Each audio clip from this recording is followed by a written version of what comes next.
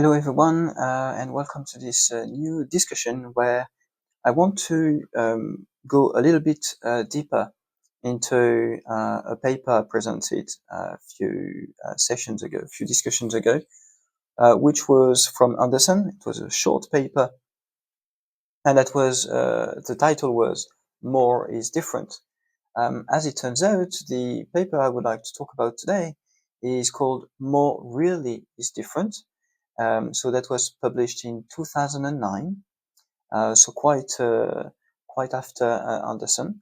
And in fact, you see the paper by Anderson was in 72, so it's more than 30 years after Anderson. And this is by these authors here that was published in Physica D. Um, so what more could people add to the discussion? So Anderson, as a theoretical condensed matter physicist, had given various examples as to why there were emergent properties that were essentially kind of very difficult to predict, to guess, and many things have to do with like phase transitions and symmetry breaking. And in fact, here we are going to see that there is a little bit of that which is hidden a little bit in the discussion. But what these people have done in this physics paper is actually show that you can use some of the theorems of impossibilities of mathematics, and you can use them in physics to show that a purely reductionist program um, cannot work for many systems of importance and for many questions. So let's try to go a little bit deeper into what this paper says. So here there is kind of nothing, they talk about the Anderson paper, so there is nothing kind of crazy about it. And what they want to do is essentially look at uh, reductionism and the periodic. So I'm going to say Ising, but it should be said easing, but most people in English actually say Ising lattice. So I'm just going to say Ising, but apparently we should say easing. So the thing here is that we look at a system which is essentially a magnetic system. Okay, so we look at a magnetic system, and this magnetic system is modeled as a square lattice. So I think you've got an example here. So you imagine some sort of square lattice, and so there are plenty of sides on this lattice, and then you imagine some spins that are either up or down in that particular lattice. Okay. So that's basically what you imagine. And what you imagine as well is that you can kind of scale up or scale down, I'm not too sure, but basically you zoom out away from the microscopic description of your system, and then you try to see how larger blocks of your system are behaving. And usually that's what people do in theoretical physics, and that includes simulation, when they want to find out what are the so-called bulk properties of the systems. So, for example, in thermodynamics, it's quite common that we imagine if there is no inhomogeneities that are put by hand in the problem, we imagine that whatever behavior we're going to observe is going in the long run, I mean, not in the long run, but for large system size, you're going to develop properties that are size independent. Okay. So as you increase the property, the size of the system, you're going to have some properties that are going to become independent of the size of the system and going to characterize the state your system is in. So an example of that would be simply the pressure. Um, we imagine that the pressure in a box, for example, which is of human size, is essentially uniform, and even if it's fluctuating, these fluctuations themselves are going to be representative. On one side of the box are going to be the same as on another side. So in that sense, there is no specific inhomogeneity and so on. And so what people do in the theory is that they imagine the system size going kind of to infinity, and then so as to determine these kind of bulk kind of properties. and this is done via various techniques. One of them is one that we can see is from the simply phase transition theory that was actually talked about by Anderson. And then the other technique that is used but not really mentioned here is a so-called renormalization group approach, the Wilsonian renormalization group approach, and which necessitate to go to this infinite size system to get the actual observable uh, so-called bulk properties of the system, of the state of the system. Okay, so why do I say that? Well, because essentially that's what they do here. So they look at a periodic Ising lattice that is assumed to be very, very large, so large that you want to ask questions about its macroscopic, let's say, bulk properties.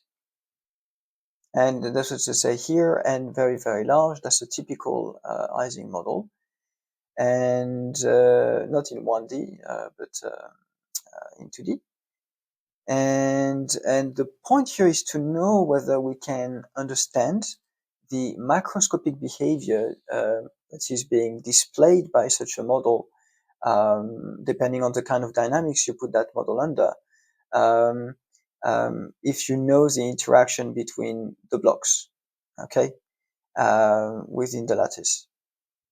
And so the reductionist view would say, well, yes, if you know how the different spins are going to interact, then you can know like the rest. Now, what it is that what they want to do really? So what they want to do is, and let me quote here, our approach is inspired by the existence of emergent phenomena in mathematics. So that's really crucial here. Unlike physical systems, the axioms that define a mathematical system, its analogous theory of everything, are known. So here, for example, you could imagine this famous axioms of arithmetics. So like Zermelo-Frenkel or something like this. So you've got some form of axiomatization for arithmetics, and you can try to look at what kind of answers you can give to particular questions. And what they emphasize here is that in this realm of mathematics, pure mathematics, many properties of such systems cannot be proven either true or false and are formally undecidable. Okay, so again, that's kind of something very powerful. So that there are questions in mathematics that are actually neither true nor false, and that are property that can be proven to be either true, neither true nor false, and that are undecidable. And one of them has to do with the Turing machine, which is sort of computational interpretation of these mathematical theorems. And there are plenty of things here that they recall, but there is one particular problem, is the undecidability of the halting problem. And the halting problem, there are plenty of videos that you can find on YouTube, but the bottom line is that it asks whether a given machine ever halts on a given input. And the point is that this question is undecidable. So if you imagine that you've got a particular black box kind of Turing machine. So that's a universal computer that can compute kind of anything. You can program whatever you want in there.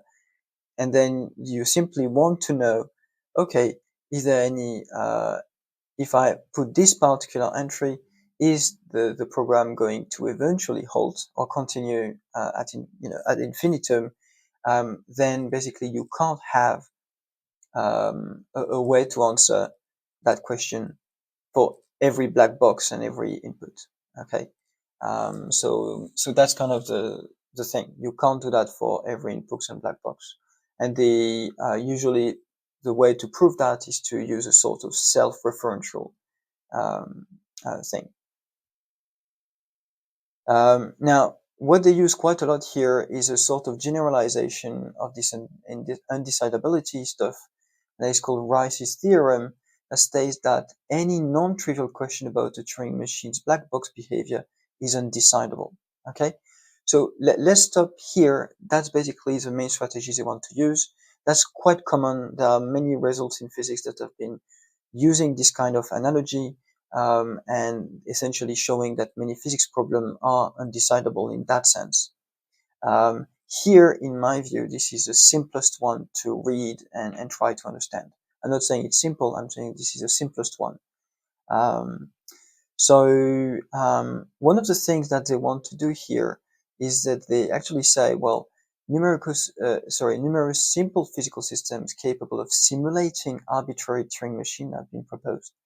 But what they are going to use here is basically the game of life. So Conway's game of life. So the game of life is a well-known example. I mean, there are plenty of things that are universal computers. I believe that Excel can be shown to do the job as well, maybe even PowerPoint, and I think Mario Bros. From the NES, I think, has been shown to do it as well. So, you're free to choose whatever you would want. And so what they show here is that they try to map out the dynamics of a cellular automaton, so essentially a game of life type of thing, onto the ground state of an Ising model, so the lowest energy state of an Ising model. And if there are questions that are impossible, that are undecidable in the cellular automata, then correspondingly there are questions that are undecidable in the corresponding lattice system. So here they explain the encoding. I'm not going to claim that this is easy. So that's the hard part. That's obviously a very smart way of trying to encode a cellular automaton, which itself we are using the properties that it is emulating um, a Turing machine. Um, and um, and then again, we basically go back to questions that are undecidable in the cellular automaton, and then therefore questions that are unanswerable in the magnetic system, if you will. So here again, they show you how the encoding is done. And here they discuss the notion of undecidable macroscopic observable. So for each Turing machine T with input X, we can construct, so that's the whole point, a periodic Ising lattice such that knowledge of its ground state implies complete knowledge of the Turing machine of X. So basically all the outputs of T of X. Okay.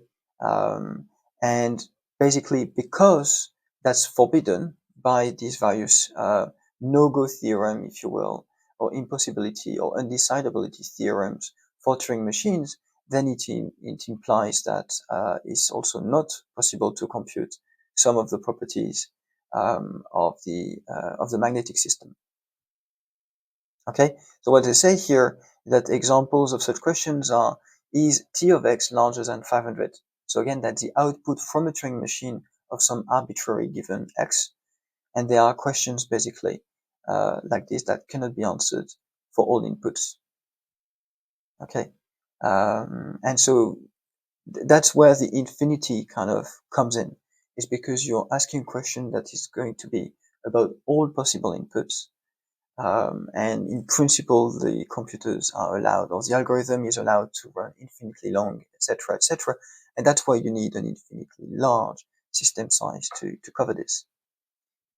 Um, so here, what they propose here is Rice's theorem for physical systems. And the way they put it is, any property of a physical system is specified by a function p that maps the configuration space of the system to a real number. So again, you can imagine like the pressure or the temperature or the magnetization. Usually people will think of magnetization because you want some sort of emergent stuff going on there. Um, and what they say is that suppose that the system is universal and thus encodes an underlying Turing machine T, provided the observable property is dependent on the output T of X. So as knowledge of P implies non-zero information about the output T of X, then P cannot be computable for all such systems. So again, that doesn't mean that P is not computable at all. It means it's not computable as a sort of black box thing that you would use on every possible system. It means no, you can't necessarily have that. Okay, so you can't necessarily compute that for all possible models and situations you can think of. And so they say that this is actually quite general, and basically that's about it. So one of the things they say is that there are plenty of problems that have to do essentially with determining the magnetization. So essentially whether or not you've got a magnet that has non-zero magnetization or not. Okay, so that's a big deal when you want to simulate magnets and predict, how they behave in certain conditions. And what they say is that you can relate that to the problem of prosperity in a cellular automaton. And so that's a probability that a randomly chosen cell at a random time step is alive. Um, and so that's related to the proportion of kind of living cells, and that can map onto essentially the magnetization in your system. And usually, actually, this problem is undecidable. And so what they discuss here is that basically this is undecidable. Um, so let's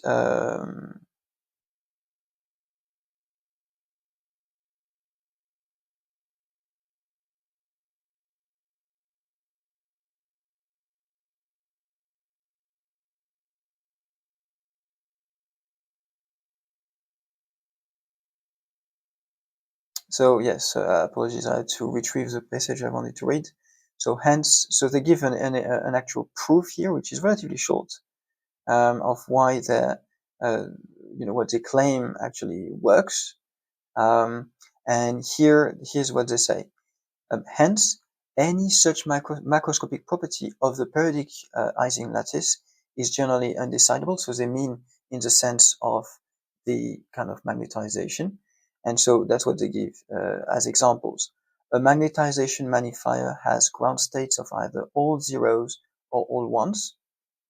So that's actually an outcome of their theorem. And so the only answer you get is that it's basically one or the other, but you don't get the actual answer.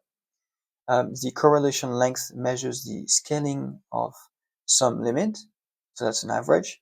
Knowledge of the correlation length allows us to solve the undecidable question of whether the encoded CA will eventually, does the correlation is undecidable.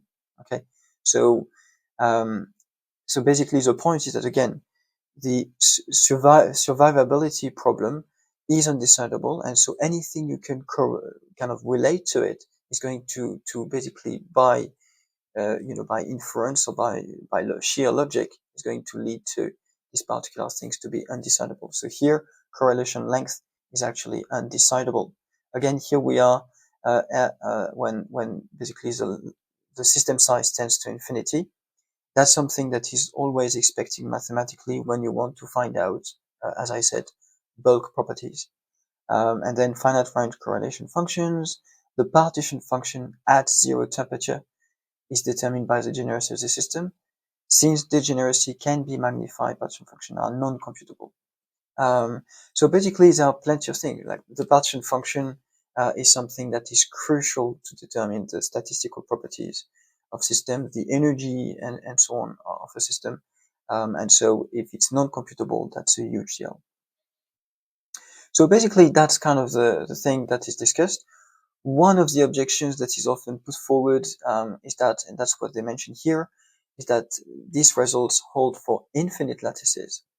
Now, the problem is that even if you think in practice that you're not caring about infinite lattices, an example that was given in some other situation, for example, by Wolfram, that's one of the references of the paper, is that if you run the simulation and you let it run, then you may have, for example, a result for the magnetization of your system. But you can never be sure that over a long period of time, this simulation is not going to change its behavior. and maybe flip like part of it, like have some form of aging or have some inversion of all spin in one go or something like this. Um, so when the complexibility is strong enough, then sometimes it's unclear. Even when things appear to kind of converge, it could be that eventually they flip all in one go, in which case you're not sure about what the actual value is. So that was mentioned in some of the papers that are cited as well here. So the bottom line here is that there are some impossibility theorems that exist in unprovability and undecidability theorems that exist in pure mathematics and computer science. And the bottom line is that when you formalize physics and you try to look properties of materials, essentially you can encode most of these computational and mathematical things into these physical models, and then realize that there are plenty of questions that appear to be unanswerable. Um, and um, Conceptually, the problem with infinities is not that easily sorted. One of the reasons why is because we do see experimentally things like phase transitions and stuff like that that are completely irreversible, that we don't see necessarily kind of coming back on their own, etc., in real life. And these things can only be modeled mathematically by using infinite system sizes. And that's actually called the infinite size problem with regards to phase transitions. So it's a very kind of deeply philosophical and conceptual problem, an objection maybe that can be put forward, but then it means that people need to change completely how they're going to do a lot of physics if we need to rethink this. Okay, so that was just a quite semi-long excursion on that paper. Obviously, I will put the link in the description and you can have a look. I think it's fairly readable, even if you don't understand, even if you don't know what an Ising model is, to be honest. You just need to read kind of the equation and see how that goes. Um, so basically, that's it. If you've got any questions or comments, do let me know in the comment section. And otherwise, see you in the next video.